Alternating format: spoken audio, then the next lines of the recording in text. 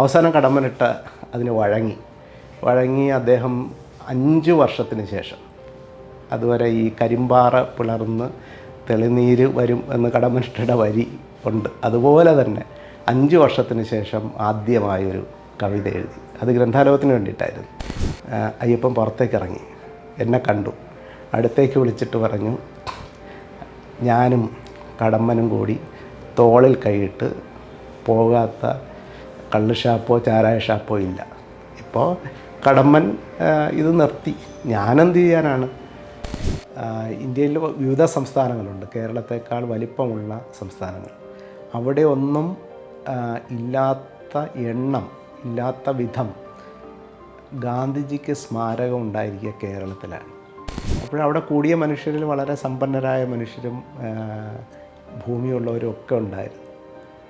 ആരും തന്നെ അതിന് തയ്യാറായില്ല. അപ്പോഴേക്കും വയലിൽ നിന്ന് പണി കഴിഞ്ഞ് വന്ന ഒരു മനുഷ്യൻ, അയാളുടെ കയ്യിലൊരു മൺവട്ടിയും തോളിലൊരു തോർത്തും ഒക്കെ ഉണ്ട്, കാലിൽ ചേറും ഒക്കെ ഉള്ളൊരു മനുഷ്യനാണ്. അദ്ദേഹം പെട്ടെന്ന് ആൾക്കൂട്ടത്തിനിടയിൽ നിന്ന് കൈ ഉയർത്തുകയും ഞാൻ ഗ്രന്ഥശാലയ്ക്ക് സ്ഥലം തരാമെന്ന് പ്രഖ്യാപിക്കുകയും ചെയ്തു.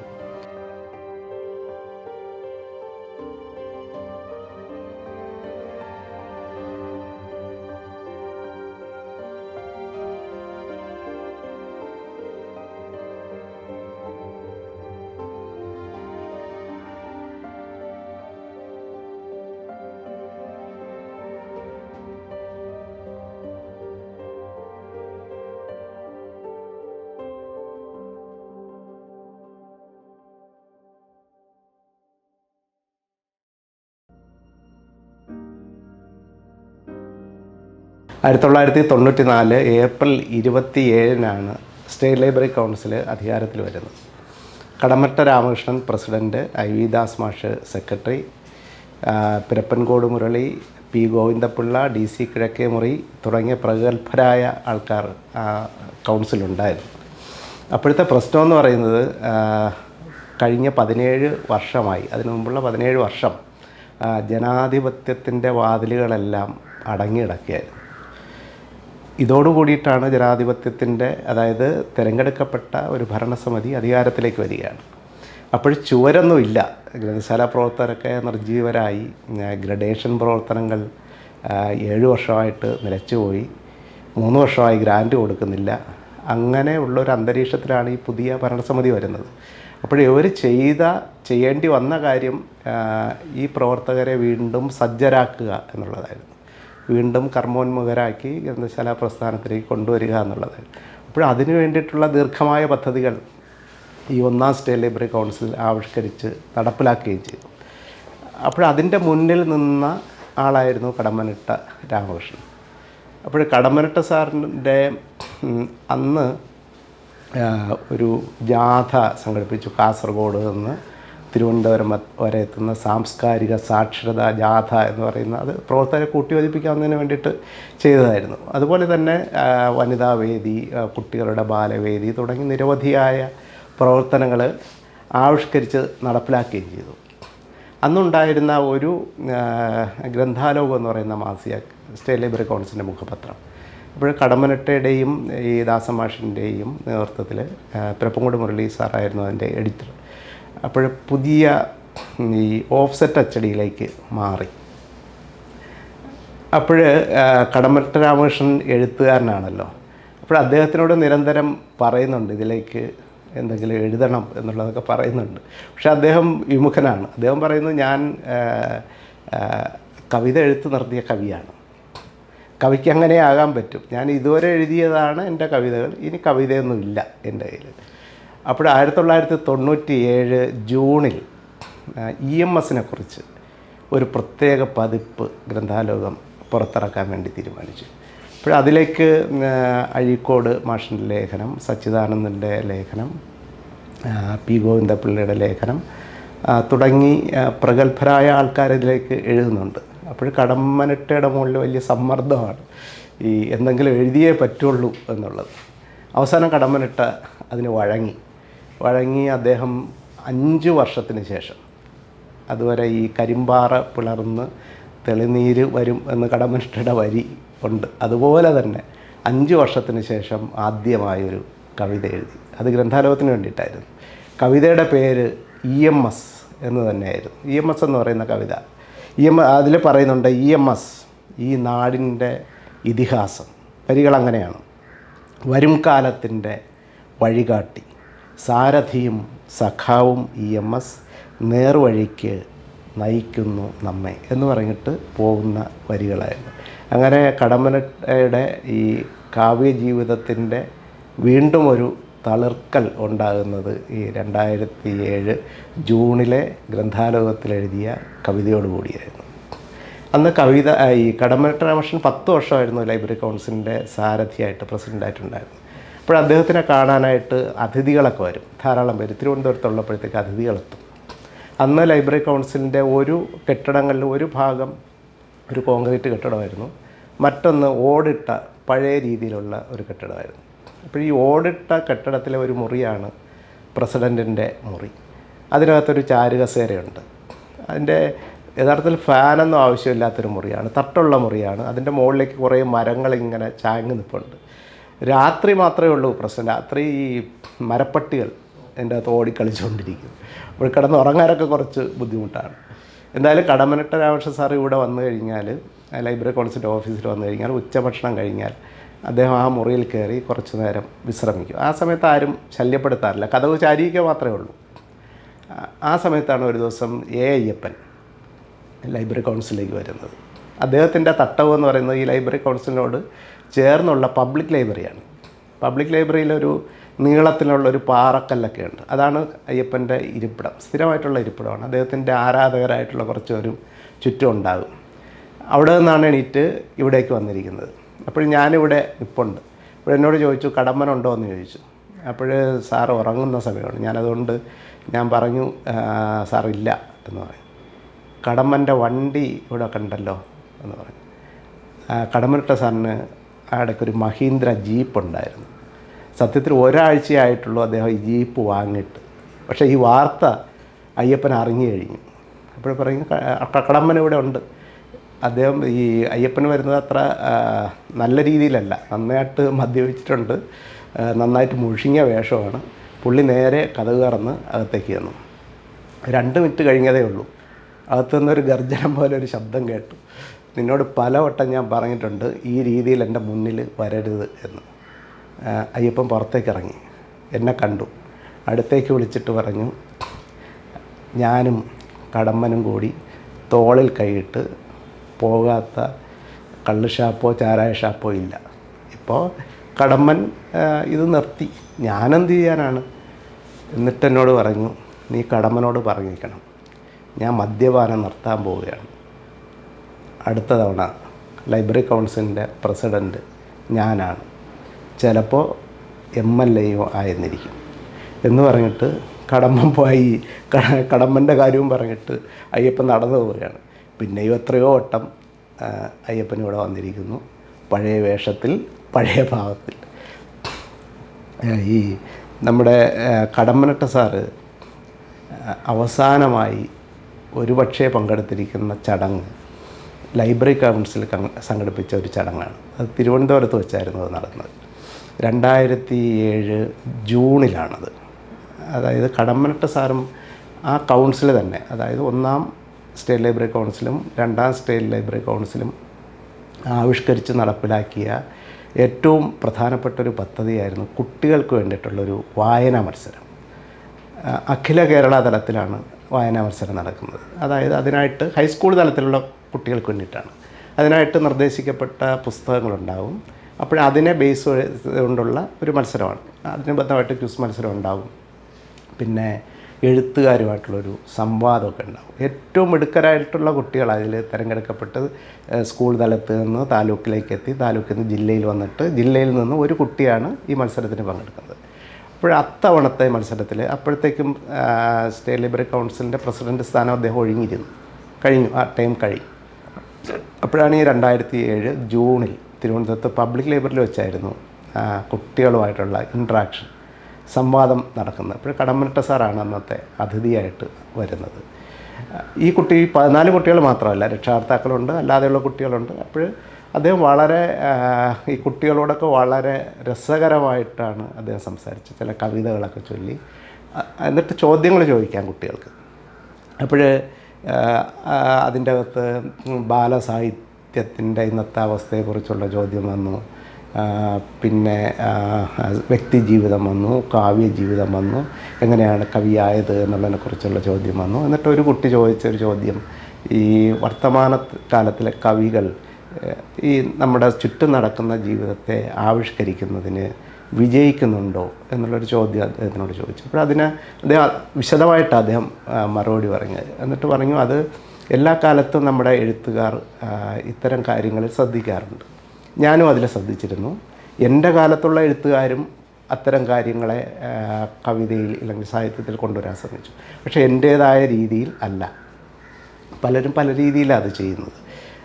അതിൻ്റെ രൂപപരമായും ഭാവപരമായും ഒക്കെ വ്യത്യാസമുണ്ട്. പക്ഷേ ഇന്നത്തെ കാലത്തെ എഴുത്തുകാർക്ക് നേരത്തെ ഉള്ള അത്രയും ജനപ്രിയമായ രീതിയിൽ അല്ലെങ്കിൽ ആളുകളിലേക്ക് എത്തുന്ന രീതിയിൽ അതിനെ ആവിഷ്കരിക്കാൻ കഴിയുന്നുണ്ടോ എന്നുള്ളൊരു സംശയം അദ്ദേഹം പ്രകടിപ്പിച്ചു.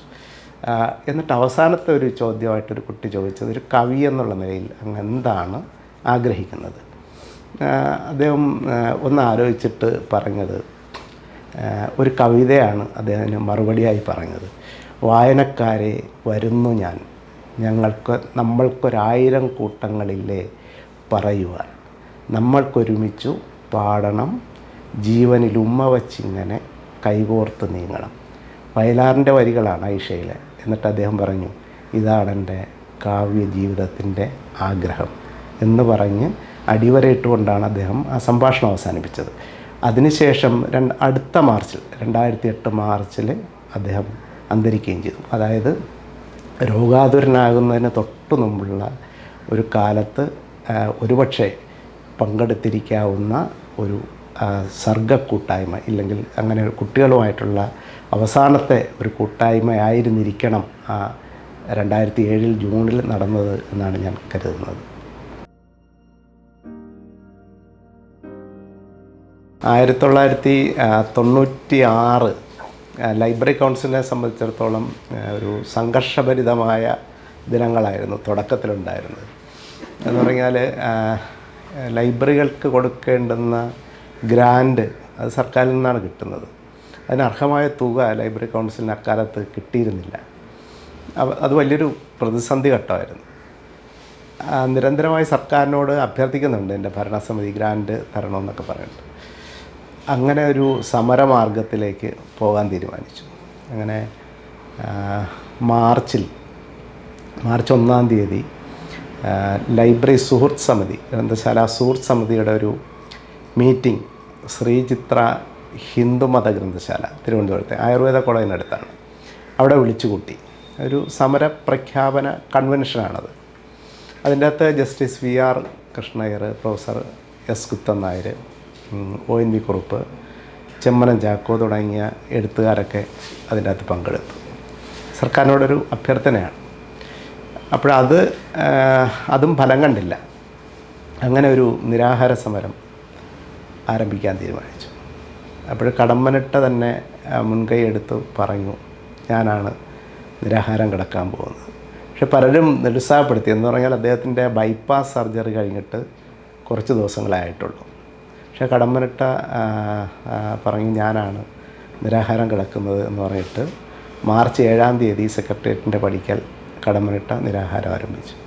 അപ്പോൾ തിരുവനന്തപുരം ജില്ലയിലൊക്കെയുള്ള നിരവധി ലൈബ്രറി പ്രവർത്തകർ ഇങ്ങനെ അഭിവാദ്യം അർപ്പിക്കാൻ വേണ്ടി കടന്നു വരുന്നുണ്ടായിരുന്നു.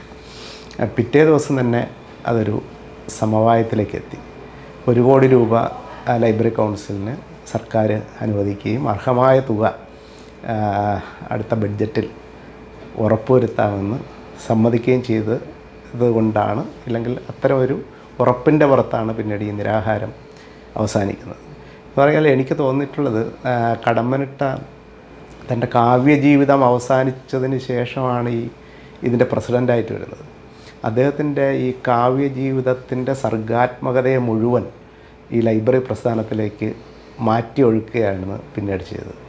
1995 ഡിസംബറിലാണ് ഗ്രന്ഥശാലാ സംഘത്തിൻ്റെ സുവർണ ജൂബിലി 50-ാം വർഷം. അത് കോഴിക്കോട്ട് വെച്ചാണ് നടക്കുന്നത്. ഡിസംബർ 28 മുതൽ 30 വരെ. അപ്പോഴതിൻ്റെ മുന്നോടിയായിട്ട് ഒരു അക്ഷരഭിക്ഷ എന്ന് പറയുന്നൊരു പരിപാടി കോഴിക്കോട്ട് വെച്ച് നടത്തി. അത് എസ് കെ പൊറ്റക്കാടിൻ്റെ പ്രതിമയുടെ മുന്നിൽ നിന്നാണ് ഈ അക്ഷരഭിക്ഷ ആരംഭിക്കുന്നത്. അതിന് പ്രചോദനമായത് വി.ടി. ഭട്ടതിരിപ്പാടിൻ്റെ ഒരു യാചനായാത്ര അതിനു മുമ്പ് നടന്നിട്ടുണ്ട്. ഈ നമ്പൂതിരി വിദ്യാഭ്യാസത്തിനെ പ്രോത്സാഹിപ്പിക്കുന്നതിന് ഇല്ലെങ്കിൽ അത് പ്രചരിപ്പിക്കുന്നതിന് വേണ്ടിയിട്ടുള്ളൊരു ഉദ്ദേശം കൊണ്ടായിരുന്നു ഈ യാചനായാത്ര. ഇത് പക്ഷേ അക്ഷരങ്ങൾക്ക് വേണ്ടിയിട്ടുള്ളൊരു അതിന് വേണ്ടിയിട്ടുള്ളൊരു പ്രചരണം, അതിൻ്റെ ഭാഗമായിട്ടാണ് ഈ അക്ഷരഭിക്ഷ നടത്തിയത്. എം.പി. വീരേന്ദ്രകുമാറായിരുന്നു ഈ അക്ഷരഭിക്ഷയുടെ ഉദ്ഘാടനം നിർവഹിച്ചത്. അതിൽ നിരവധി പേർ പങ്കെടുത്തു. കോഴിക്കോട്ടുള്ള പ്രമുഖരായിട്ടുള്ള പല എഴുത്തുകാരും രാഷ്ട്രീയ പ്രവർത്തകരും ഒക്കെ ഇതിൻ്റെ ഭാഗമായി. ഒരു 3 മണിക്കൂർ നീണ്ടു നിന്ന യാത്രയായിരുന്നു. പൂർണ്ണ ബുക്സിൻ്റെ ബാലകൃഷ്ണ മാരാർ, അദ്ദേഹമായിരുന്നു ഈ അക്ഷരഭിക്ഷ നൽകിയതിൽ ആദ്യത്തെ ആൾ. അങ്ങനെ വൈവിധ്യമാർന്ന പരിപാടികൾ കടമ്മനിട്ടയുടെ മനസ്സിൽ രൂപം കൊള്ളുകയും അത് നടപ്പിലാക്കുകയും ഗ്രന്ഥശാല പ്രവർത്തകരെയും ഗ്രന്ഥശാല പ്രസ്ഥാനത്തെയും മുന്നോട്ട് നയിക്കുക ഇല്ലെങ്കിൽ കർമ്മോന്മുഖരാക്കുന്ന നിരവധി പദ്ധതികളാണ് അക്കാലത്ത് ആവിഷ്കരിച്ച് നടപ്പിലാക്കിയത്. കേരളത്തിലെ ഗ്രന്ഥശാലകൾ പലപ്പോഴും പല ആൾക്കാരുടെ പേരിലാണ്. മഹാത്മാഗാന്ധിയുടെ പേരിൽ, സുഭാഷ് ചന്ദ്രബോസിൻ്റെ പേരിൽ, കസ്തൂർബ ഗാന്ധിയുടെ പേരിൽ, AKGയുടെ പേരിൽ, EMSൻ്റെ പേരിൽ, അങ്ങനെ നിരവധിയായ മനുഷ്യരുടെ പേരിൽ സ്ഥാപിക്കപ്പെട്ട ഗ്രന്ഥശാലകളുണ്ട്. ലാലാജി ഗ്രന്ഥശാലയുണ്ട്. അതായത് സ്വാതന്ത്ര്യ സമരത്തിൻ്റെ അലയൊലികൾ കടന്നു വന്നതിൻ്റെ ഉദാഹരണമാണ്, ഇല്ലെങ്കിൽ അതിൻ്റെ സാക്ഷ്യങ്ങളാണ് ഈ ഗ്രന്ഥശാലകൾ. ഇന്ത്യയിൽ വിവിധ സംസ്ഥാനങ്ങളുണ്ട്, കേരളത്തേക്കാൾ വലിപ്പമുള്ള സംസ്ഥാനങ്ങൾ. അവിടെ ഒന്നും ഇല്ലാത്ത എണ്ണം, ഇല്ലാത്ത വിധം ഗാന്ധിജിക്ക് സ്മാരകം ഉണ്ടായിരിക്കുക കേരളത്തിലാണ്. കേരളത്തിലെ ഗ്രന്ഥശാലകൾ, എത്രയോ ഗ്രന്ഥശാലകൾ കേരളത്തിലുണ്ട് ഗാന്ധിജിയുടെ പേരിൽ മാത്രം. അതും ജീവനുള്ള സ്മാരകങ്ങളാണ്. അതെല്ലാം തന്നെ ഗ്രന്ഥശാലകളെന്ന് പറയുന്നത് ഒരു ജൈവ സ്മാരകങ്ങളാണ്. അതായത് ഇന്ത്യൻ സ്വാതന്ത്ര്യ സമരത്തിൽ പങ്കെടുത്ത സ്വാതന്ത്ര്യ സമര സേനാനികൾക്ക് ഏറ്റവും കൂടുതൽ സ്മാരകങ്ങളുള്ള ഒരു സംസ്ഥാനം കേരളമായിരിക്കാനാണ് സാധ്യത, പ്രത്യേകിച്ചും ഗാന്ധിജിക്ക്. കസ്തൂർബ ഗ്രന്ഥശാല തന്നെ എത്രയോ ഗ്രന്ഥശാലകൾ കേരളത്തിലുണ്ട്. അത്തരം ഇടങ്ങൾ ഇല്ലെങ്കിൽ അത്തരം കാഴ്ചപ്പാടുകൾ കൂടിയാണ് കേരളത്തിലെ ഗ്രന്ഥശാലകൾ ഉണ്ടാക്കിയിട്ടുള്ളത്. ഈ കോരാണി എന്ന് പറയുന്ന ഒരു സ്ഥലത്ത് ഒരു ഗ്രന്ഥശാലയുടെ പേര് സ്വാതന്ത്ര്യ ദിന സ്മാരക ഗ്രന്ഥശാല എന്നാണ്. ആ ദിവസം അവർ ഗ്രന്ഥശാലയ്ക്ക് പേരിട്ട് സ്വാതന്ത്ര്യ ദിന ഗ്രന്ഥശാല എന്ന് പറഞ്ഞിട്ട് പേരിട്ടവരാണ് കേരളത്തിൽ നമ്മുടെ നാട്ടുകാരായ മനുഷ്യർ. അത്തരം ഒരുപാട് സന്ദർഭങ്ങളോ ഇല്ലെങ്കിൽ ഓർമ്മകളൊക്കെ ഈ ഗ്രന്ഥശാലകളോടൊപ്പം ചേർന്ന് നിൽക്കുന്നുണ്ട്. കുട്ടനാട്ടിലെ ചേന്നങ്കരി എന്ന് പറയുന്ന സ്ഥലത്ത് PN പണിക്കർ സാർ ഒരു ഗ്രന്ഥശാല സ്ഥാപിക്കുന്നതിന് വേണ്ടിയിട്ട് ഒരു ശ്രമം നടത്തിയിരുന്നു. അപ്പോൾ അദ്ദേഹം നാട്ടുകാരുടെ ഒരു യോഗമൊക്കെ വിളിച്ചു കൂട്ടി. കുട്ടനാട്ടിലാണ് ഈ ചേന്നങ്കരി. അപ്പോൾ വിളിച്ചു കൂട്ടിയപ്പോൾ ഒരുപാട് മനുഷ്യർ അവിടെ ഒത്തുചേർന്നു. ഗ്രന്ഥശാല സ്ഥാപിക്കേണ്ടതിൻ്റെ ആവശ്യകതയെപ്പറ്റി എല്ലാവർക്കും ബോധ്യമായി.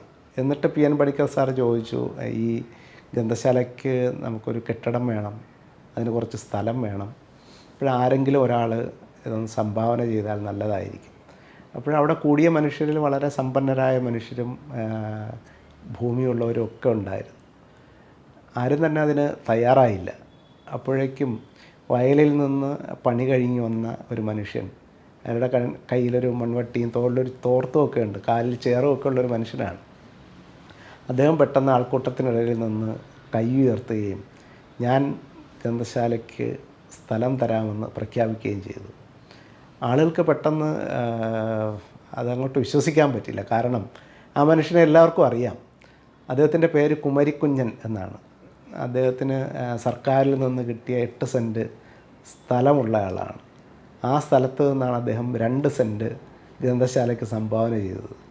അവിടെയാണ് ഈ ചേന്നങ്കരി എന്ന് പറയുന്ന സ്ഥലത്തെ സരിഗ എന്ന് പറയുന്ന ഗ്രന്ഥശാല ഇപ്പോഴും പ്രവർത്തിച്ചു വരുന്നത്. ഇങ്ങനെയുള്ള നിരവധി ചരിത്രം, ഇങ്ങനെയുള്ള വൈകാരിക ചരിത്രം ഇല്ലെങ്കിൽ മനുഷ്യരുടെ ചരിത്രം കൂടി ഉൾപ്പെട്ടതാണ് കേരളത്തിലെ ഗ്രന്ഥശാലകളുടെ ചരിത്രം. കേരളത്തിലെ നവോത്ഥാന പ്രസ്ഥാനത്തിൻ്റെ ചാലകശക്തിയായി ഗ്രന്ഥശാലകൾ പ്രവർത്തിച്ചിട്ടുണ്ട്.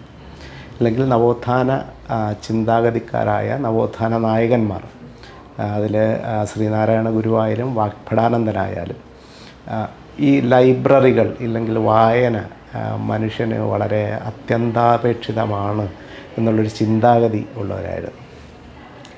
നാരായണ ഗുരുവിനെ സംബന്ധിച്ചിടത്തോളം അദ്ദേഹം ജീവിച്ചിരിക്കെ തന്നെ 1917 ശിവഗിരിയിൽ ശ്രീനാരായണ വിലാസം എന്ന പേരിലൊരു ഗ്രന്ഥശാല ആരംഭിക്കുകയുണ്ടായി.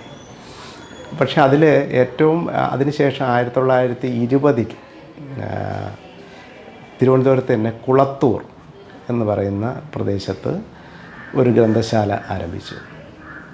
അത് ഒ കൃഷ്ണൻ എന്ന് പറയുന്ന അവിടുത്തെ പ്രാദേശികമായിട്ടുള്ള ഒരു ആളായിരുന്നു. ഈ ലൈബ്രറിക്ക് വേണ്ടി 5 സെൻറ്റ് സ്ഥലം സംഭാവന ചെയ്തു. അവിടെ എഡിസൺ വൈദ്യൻ എന്ന് പറയുന്ന നാരായണൻ വൈദ്യൻ, അദ്ദേഹം അവിടെ ഒരു കെട്ടിടം നിർമ്മിച്ച് നൽകി. അങ്ങനെയാണ് 1920 ഈ ഗ്രന്ഥശാല ആരംഭിക്കുന്നത്. 1925 ശ്രീനാരായണ ഗുരു ആ ഗ്രന്ഥശാലയിൽ നേരിട്ട് ചെല്ലുന്നുണ്ട്.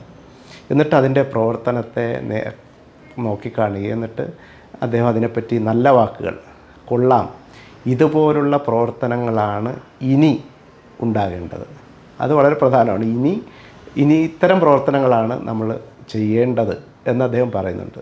എന്നിട്ട് മാത്രമല്ല, ഈ പ്രവർത്തനങ്ങൾ അവസാനിപ്പിക്കരുത് എന്നും ഈ സമ്പന്നരായ മനുഷ്യർ ഇല്ലെങ്കിൽ അത്തരം മനുഷ്യരുടെ സഹായം ഗ്രന്ഥശാലയ്ക്ക് വേണ്ടതുണ്ട് എന്നൊക്കെ അദ്ദേഹം പറയുന്നുണ്ട്. പക്ഷേ ഇതിനു മുമ്പ് തന്നെ അദ്ദേഹം കൊച്ചിയിൽ വെച്ച് ഒരു വിജ്ഞാന പോഷിണി സഭ, വിജ്ഞാനവർദ്ധിനി സഭ, ഒരു അദ്ദേഹത്തിനൊരു ആദരപത്രം നൽകുമ്പോഴത്തേക്ക് അവിടെ വെച്ചും അദ്ദേഹം ഈ ഗ്രന്ഥശാലകളെ പറ്റിയും സാംസ്കാരിക സദസ്സുകൾ ഇല്ലെങ്കിൽ വായന പ്രോത്സാഹിപ്പിക്കുന്ന സാഹിത്യ അന്തരീക്ഷമുള്ള അവസ്ഥ ഉണ്ടാകുന്നതിനെ പറ്റി അദ്ദേഹം പറയുന്നുണ്ട്. അതായത് നമ്മുടെ നാട്ടിൽ സാഹിത്യം ചർച്ച ചെയ്യുന്ന മേഖലകൾ ഉണ്ടാകണമെന്നും ഗ്രന്ഥശാലകൾ സ്ഥാപിക്കണമെന്നും അദ്ദേഹം പറയുന്നുണ്ട്. നമ്മുടെ സാമുദായിക പ്രവർത്തകർ, അത്തരം ഈ സമുദായത്തിനായി പ്രവർത്തിക്കുന്നവർ അത്തരം കാര്യങ്ങളിൽ ശ്രദ്ധ ചെലുത്തണം. അതുപോലെ സമ്പന്നരായ മനുഷ്യർ ഇതിന് നേരെ ഇത് കണ്ടില്ലെന്ന് നടിക്കരുത് എന്നും അദ്ദേഹം പറയുന്നുണ്ട്.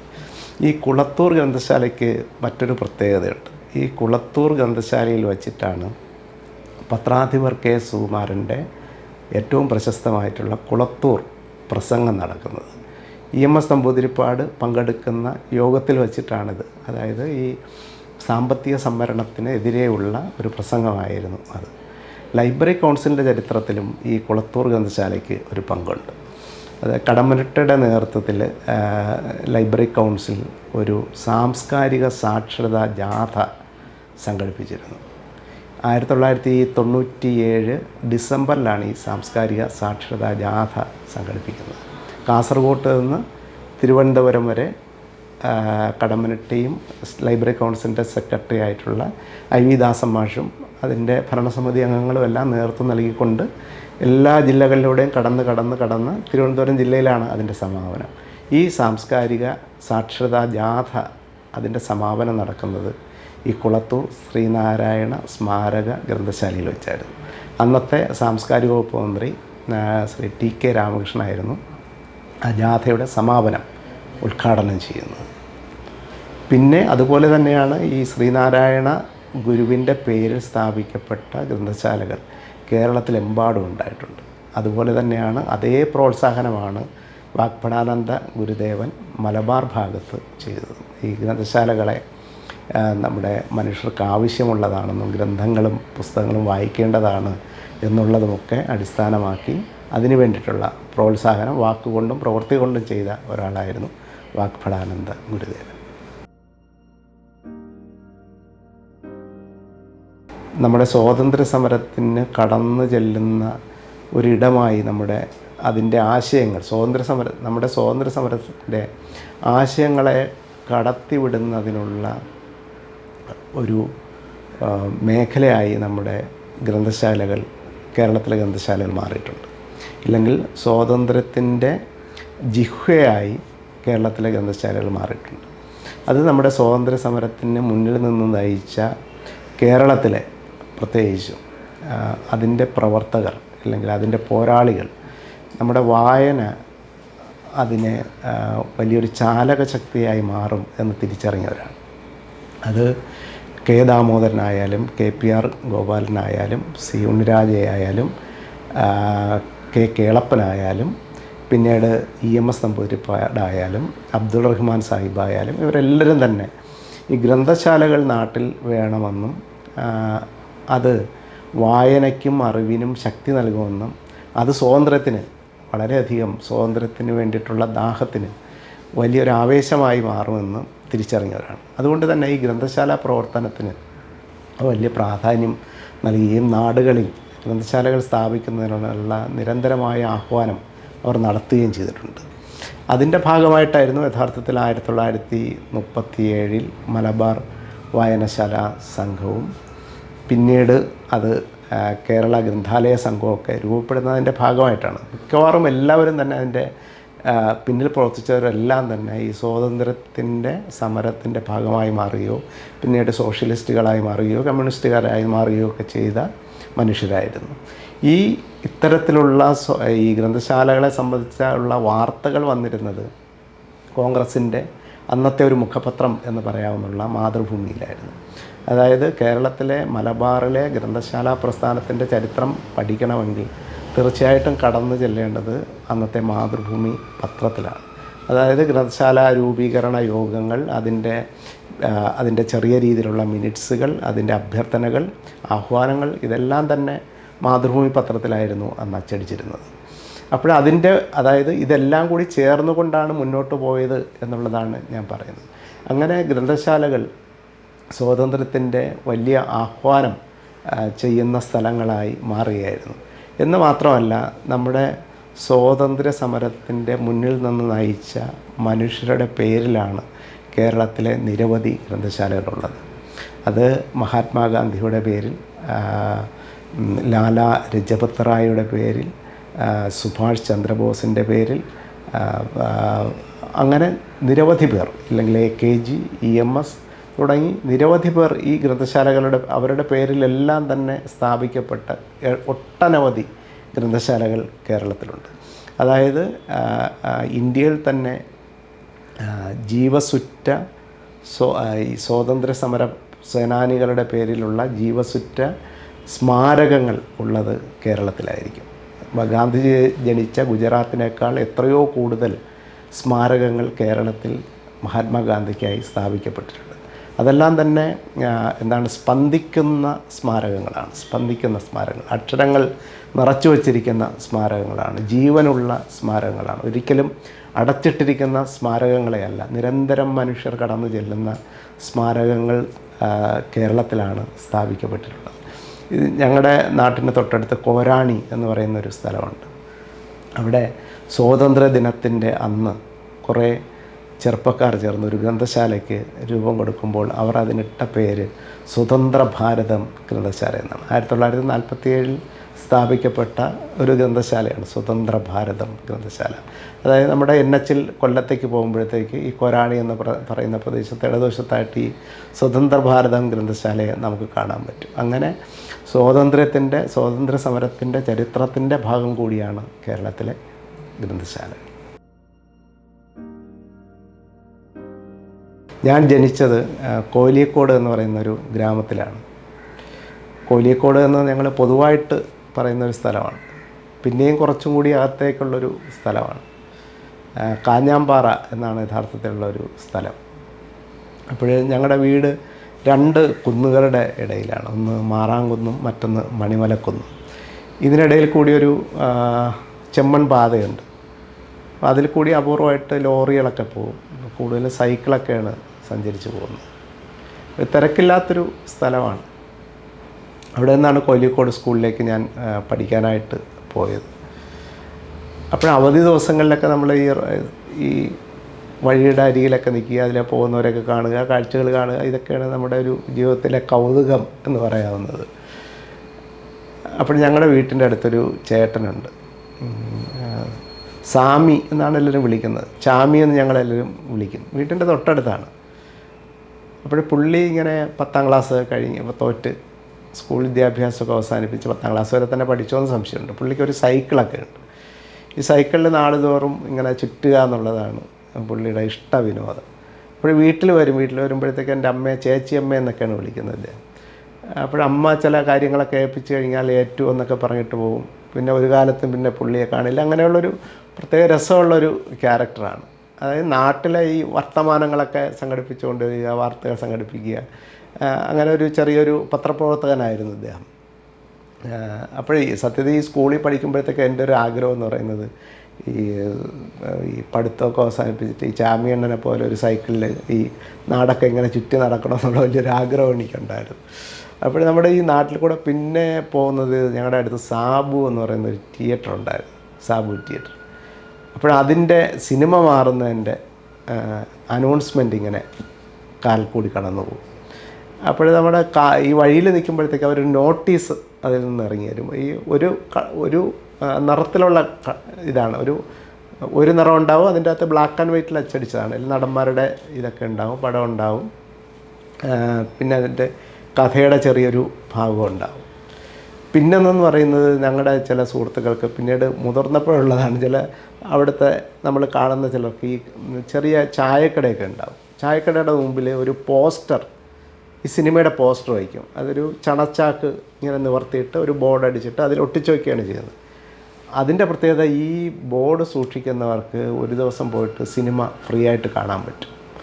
അങ്ങനെയുള്ളൊരവസരമുണ്ട്. അപ്പോഴേ അതും എനിക്ക് വലിയൊരു ആഗ്രഹമായിരുന്നു, ഈ ഒരു ചണച്ചാക്കൊക്കെ വെച്ചിട്ട് അതിൻ്റെ അകത്തൊരു ബോർഡൊക്കെ വെച്ചിട്ട് സിനിമ കാണാൻ പോകാൻ പറ്റുമല്ലോ. സിനിമ അന്ന് വലിയൊരു ലക്ഷറിയാണ്, നമുക്ക് അങ്ങനെ പെട്ടെന്ന് കടന്നു ചെല്ലാനൊന്നും പറ്റില്ല. അങ്ങനെയുള്ളൊരു സമയത്ത് ഒരു ദിവസം നമ്മൾ സ്കൂളിൽ പോയി തുടങ്ങിയിട്ടേ ഉള്ളൂ. രാവിലെ ഇങ്ങനെ നിൽക്കുമ്പോഴാണ് പെട്ടെന്ന് നമ്മുടെ ചാമിയണ്ണൻ ഇങ്ങനെ സൈക്കിളിൽ വരുന്നുണ്ട്. ആരെയോ കാണാനായിട്ടുള്ള ധൃതി പിടിച്ചുള്ള യാത്രയാണ്. അങ്ങനെ പെട്ടെന്ന് എന്നിട്ട് എന്നെ കണ്ട് പെട്ടെന്ന് സൈക്കിള് നിർത്തി ഒരു വിരലിൽ ഇങ്ങനെ ഊന്നി നിന്നിട്ട് പുള്ളി പെട്ടെന്ന് പറഞ്ഞു, നമ്മുടെ ജയൻ മരിച്ചുപോയി എന്നിങ്ങനെ പറയുകയാണ്. എനിക്ക് പെട്ടെന്ന് ഈ ലോകം മുഴുവൻ അവസാനിച്ച പോലെ തോന്നി. എന്ന് പറയുന്നത് നമ്മൾ സ്കൂളിലൊക്കെ പോയി തുടങ്ങി ഒരു കുട്ടികൾക്കിടയിലൊക്കെ ഈ ജയനെ എല്ലാവർക്കും പരിചയമാണ്. എന്താണെന്ന് പറയുക, നല്ല ഫൈറ്റ് ഉണ്ടല്ലോ, അങ്ങനെ ഈ അടികൂടുന്ന ശക്തിമാന്മാരെ നമ്മൾ ഇഷ്ടപ്പെടുന്ന ഒരു കാലമാണ് ഈ കുട്ടിക്കാലം എന്ന് പറയും. അപ്പോൾ സ്കൂളിൽ തന്നെ നല്ല സ്ട്രോങ് ആയിട്ട് ഇങ്ങനെ നിൽക്കുക, ഇല്ലെങ്കിൽ അടികൂടാനൊക്കെ മിടുക്കനായവരെയൊക്കെ നമ്മൾ ജയനെന്ന് ഇങ്ങനെ വിളിച്ചുകൊണ്ടിരിക്കുന്ന ഒരു കാലവും കൂടിയാണ്. പിന്നെ ഈ നമ്മുടെ നോട്ട് ബുക്കിൻ്റെയൊക്കെ കവറിലൊക്കെ ജയനുണ്ട്. അങ്ങനെ വളരെ പരിചിതനാണ് ഈ ജയൻ എന്ന് പറയുന്ന മനുഷ്യൻ. അദ്ദേഹത്തിൻ്റെ സിനിമയൊന്നും നമുക്ക് അത്രയും പരിചയമില്ലെങ്കിലും. ഞാൻ സത്യത്തിൽ എന്നിട്ട് ഈ വാർത്ത കേട്ടുകൊണ്ട് ഞാൻ വീട്ടിലേക്ക് പോയി. അന്ന് റേഡിയോ ഉണ്ട്. അപ്പോൾ റേഡിയോയിൽ കൂടി ഈ വാർത്ത വരികയാണ്, അങ്ങനെ ജയൻ മരിച്ചുപോയി എന്നുള്ളൊരു വാർത്ത വരികയാണ്. ഭയങ്കര സങ്കടമായിപ്പോയി. എന്നിട്ട് സ്കൂളിൽ പോയല്ലേ പറ്റുള്ളൂ. അങ്ങനെ സ്കൂളിൽ ഇങ്ങനെ പോകുന്ന വഴിയിൽ ഈ പല വീട്ടിൽ റേഡിയോ ഒക്കെ ഉള്ള വീടിൻ്റെ മുമ്പിൽ ആൾക്കാരിങ്ങനെ കൂടി നിൽപ്പുണ്ട്. അവരെല്ലാവരും ഈ വാർത്ത കേൾക്കുകയാണ്. ഈ വീട്ടിലാരോ ഏറ്റവും വേണ്ടപ്പെട്ടവരാരോ മരിച്ചു പോയതുപോലെ ആൾക്കാർ ഇങ്ങനെ വിഷമിച്ചൊക്കെ നിൽക്കുന്നുണ്ട്. അങ്ങനെ സ്കൂളിൽ പോയിട്ട് ഇങ്ങനെ കുട്ടികളോട് ഞാൻ ഈ വാർത്ത പറഞ്ഞു, ഇങ്ങനെ ജയൻ മരിച്ചുപോയി. ആരും വിശ്വസിച്ചില്ല, വെറുതെ പറയുകയാണെന്നാണ് എല്ലാവരും വിചാരിച്ചത്. എന്നിട്ട് പക്ഷേ ഞങ്ങളുടെ സ്കൂളിലെ അധ്യാപകൻ വന്നിട്ട് ക്ലാസ്സിൽ വന്നിട്ട് ഈ വാർത്ത ഞങ്ങളോട് പറയും. അതായത് ഞാനന്ന് 1ാം ക്ലാസ്സിൽ പഠിക്കുകയാണ് കൊല്ലിക്കോട് ഗവൺമെൻറ് സ്കൂളിൽ. പക്ഷെ ആ സന്ദർഭമൊക്കെ നമ്മുടെ പ്രത്യേകിച്ച് ഈ കുട്ടിക്കാലത്ത് നിന്ന് നമ്മുടെ മരണം അങ്ങനെ നേരിട്ട് നമ്മൾ കാണുന്നില്ല, അനുഭവിക്കുന്നില്ല. അതുകൊണ്ട് ഈ മരണം നമ്മുടെ വേണ്ടപ്പെട്ട ആരോ മരിച്ചതുപോലെ ഇങ്ങനെ മനസ്സിൽ കിടപ്പുണ്ടായിരുന്നു ഈ മരണം. ഈ ചാമിയണ്ണൻ ഈ വണ്ടി നിർത്തി, ഈ സൈക്കിൾ നിർത്തിയിട്ട് പറയാം, നമ്മുടെ ജയൻ മരിച്ചുപോയി എന്നുള്ളൊരു വാർത്ത, ആ വാചകം എത്രയോ നാൾ നമ്മുടെ മനസ്സിലിങ്ങനെ കിടപ്പുണ്ട്. പിന്നീട് ആലോചിക്കുമ്പോഴത്തേക്ക് അന്ന് 6 വയസ്സാണ് എനിക്ക്. ജയൻ്റെ സിനിമാ ജീവിതത്തിന് അന്ന് 6 വയസ്സേ ആയിട്ടുള്ളൂ. 6 വയസ്സ് ആകുമ്പോഴത്തേക്ക് അദ്ദേഹം മരണത്തിലേക്ക് പോവുകയും ചെയ്തു. ഈ സാധനം നമ്മുടെ ഈ കുട്ടിക്കാലത്തിൻ്റെ ബാക്കിയാണ് യഥാർത്ഥത്തിൽ എഴുത്തെന്ന് പറയുന്നത്. അന്നത്തെ ഈ കാണുന്ന ചില അനുഭവങ്ങളും കാണുന്ന കാഴ്ചകളും ഒക്കെയാണ് പിന്നെ ഇത് ഇങ്ങനെ അടിഞ്ഞടിഞ്ഞ് കിടക്കുകയും പിന്നീട് അതിലേക്ക് ചെന്ന് മുട്ടുകയൊക്കെ ചെയ്യും. അങ്ങനെയാണ് നമ്മൾ പലപ്പോഴും എഴുത്തിലേക്ക് വരുന്നത്. കുട്ടിക്കാലമാണ് യഥാർത്ഥത്തിൽ നമ്മുടെ എഴുത്ത് അതിനെ സമ്പന്നമാക്കുന്നത്. അക്കാലത്തിൻ്റെ അനുഭവങ്ങളാണ്. പിന്നീട് കിട്ടുന്നതൊക്കെ അതിനോടുള്ള ചേർത്ത് വയ്ക്കലുകൾ മാത്രമാണ് എന്നെനിക്ക് തോന്നിയിട്ടുണ്ട്. അത് ഇങ്ങനെ വീണ്ടും കിടക്കുകയും ഞാനൊരു ഈ ഒരു അനുഭവം, ആ കുട്ടിക്കാലത്തെ ജയൻ്റെ മരണവാർത്ത കേട്ടത് ഞാനൊരു അനുഭവമാക്കി ഒരു ചെറിയൊരു ലേഖനം പോലെയൊക്കെ എഴുതി വെച്ചു. പക്ഷേ അതൊരു തൃപ്തി തരുന്നതായിരുന്നില്ല, കുറച്ചുകൂടിയൊക്കെ ഉണ്ടല്ലോ എന്ന് തോന്നി. അങ്ങനെയാണ് ഈ ഒരു കൊറോണ ബാധിച്ച സമയത്ത് ഈ ജയനിലേക്ക് ഇങ്ങനെ എത്തുന്നത്. ജയൻ്റെ ജയനെ ഇങ്ങനെ ഗ്ലോറിഫൈ ചെയ്തുകൊണ്ടുള്ളൊരു നോവലൊന്നും അല്ല അത്. എന്ന് വെച്ചാൽ അദ്ദേഹത്തിനെ മോശക്കാരനാക്കാനും ശ്രമിച്ചിട്ടില്ല. ജയനെ അന്വേഷിക്കുന്ന കുറേ മനുഷ്യരാണ് അതിൻ്റെ അത്. ഇല്ലെങ്കിൽ ജയനെ ഇഷ്ടപ്പെടുന്ന അതിൽ ഈ ചാമി എന്ന് പറയുന്ന ഒരു ക്യാരക്ടർ ഈ നോവലിൽ തന്നെയുണ്ട്, അല്ലെ പ്രധാനപ്പെട്ടൊരു ക്യാരക്ടറാണ്. ഈ ചാമി എങ്ങനെയാണ് ജയനെ കാണുന്നത്, ഇല്ലെങ്കിൽ കാണാൻ ആഗ്രഹിക്കുന്നത്, എങ്ങനെയാണ് അയാളുടെ കണ്ണിലൂടെയുള്ളൊരു ജയൻ എന്നുള്ളതൊക്കെ അവതരിപ്പിക്കാനാണ് യഥാർത്ഥത്തിൽ ഈ നോവലിൽ ശ്രമിച്ചത്. എന്ന് മാത്രമല്ല, അതിനോടൊപ്പം തന്നെ ചില ജയനെ കാണുകയും അയാളോട് സംസാരിക്കുകയും അയാളോട് ഇടപെടുകയൊക്കെ ചെയ്തിട്ടുള്ള വ്യത്യസ്തരായ ചില മനുഷ്യരുണ്ടായിരുന്നു. ഉദാഹരണത്തിന് പഴവിള രമേശൻ, അദ്ദേഹം കവിയാണ്. അദ്ദേഹത്തിൻ്റെ വീട്ടിൽ പോയി ഞാൻ പലതവണ പോയിട്ടുള്ളതാണ്. ഒരു വലിയ പുസ്തക ശേഖരം, അന്ന് അദ്ദേഹം ഒരു കാല് മുറിച്ചിട്ട് ഇരിക്കുകയാണ്, കുറേ ബുദ്ധ പ്രതിമകളുണ്ട്, അതിൻ്റെ ഇടയിലാണ് അദ്ദേഹം ഇരിക്കുക. എപ്പോഴും പുതിയ സാഹിത്യത്തെക്കുറിച്ച് സംസാരിക്കും, ലോക സാഹിത്യത്തെക്കുറിച്ച് വലിയ ധാരണകളുണ്ട്, വലിയ പുസ്തകങ്ങളൊക്കെ ഇങ്ങനെ വരുത്തിയിട്ട് അത് വായിച്ചുകൊണ്ടിരിക്കുകയായിരിക്കും അദ്ദേഹം. അപ്പോൾ അതിൻ്റെ കൂട്ടത്തിൽ വർത്തമാനത്തിനിടയിലാണ് പെട്ടെന്ന് ഈ ജയൻ എങ്ങനെയോ കടന്നു വരുന്നത്. അപ്പോൾ അദ്ദേഹത്തിൻ്റെ അടുത്ത സ്നേഹിതനായിരുന്നു, അദ്ദേഹത്തിനേക്കാൾ ഇളയ ആളാണ് ഈ ജയൻ. അപ്പോൾ ഇദ്ദേഹം പഴവിള രമേശ് സാറ് പറഞ്ഞു, ഞാൻ ജയനും തമ്മിൽ വൈക്കം ചന്ദ്രശേഖരൻ നായരെ കാണാൻ പോയ കഥയൊക്കെയാണ് ഇദ്ദേഹം പറയുന്നത്. അന്ന് വൈക്കം ചന്ദ്രശേഖരൻ നായർ കൊല്ലത്ത് തേവാടി എന്ന് പറയുന്നൊരു വൈദ്യരുണ്ടായിരുന്നു. അദ്ദേഹത്തിൻ്റെ വൈദ്യശാലയിൽ ചികിത്സയിലായിരുന്നു അദ്ദേഹം. അങ്ങനെ വൈക്കത്തിനെ കാണാൻ വലിയ ആഗ്രഹം പഴവിള രമേശന്. അങ്ങനെ തെങ്ങമം ബാലകൃഷ്ണൻ ആണ് പറയുന്നത്, ഇങ്ങനെ വൈക്കം അവിടെ ചികിത്സയിലുണ്ട്. ഒരു സാഹിത്യത്തോട് വലിയ താല്പര്യമുള്ളൊരു പ്രായവും കൂടെയാണ്. അങ്ങനെ രണ്ടുപേരും കൂടി വൈക്കത്തിനെ കാണാൻ പോയി. അപ്പോൾ ജയൻ നന്നായിട്ട് പാടുന്ന ആളാണ്. അപ്പോൾ വൈക്കത്തിൻ്റെ അടുത്തൊരു ഹാർമോണിയം ഉണ്ട്. അങ്ങനെ ഇവർ രണ്ടുപേരും കൂടി പാട്ട് പാടുകയും വൈക്കം ഹാർമോണിയം വായിക്കുകയൊക്കെ ചെയ്ത് പഴവിള രമേശൻ, സാഹിത്യപ്രേമിയായ പഴവിള രമേശൻ ഒരു കാഴ്ചക്കാരനായി ഇവർ തമ്മിലുള്ള വലിയൊരു സൗഹാർദ്ദം രൂപപ്പെടുകയും ചെയ്തതിൻ്റെ ചിത്രമൊക്കെ ഈ പഴവിള രമേശ് സാർ എന്നോട് വർത്തമാനത്തിനിടയിൽ പറയുന്നുണ്ട്. ഞാൻ ഈ നോവൽ എഴുതുന്ന കാലത്ത് നിർഭാഗ്യവശാൽ പഴവിള രമേശ് സാർ മരിച്ചുപോയി. നമ്മൾ അന്ന് ആലോചിക്കുന്നില്ല ഇങ്ങനൊരു സാധനം നമുക്ക് എഴുതേണ്ടി വരും എന്നുള്ളതെങ്കിൽ.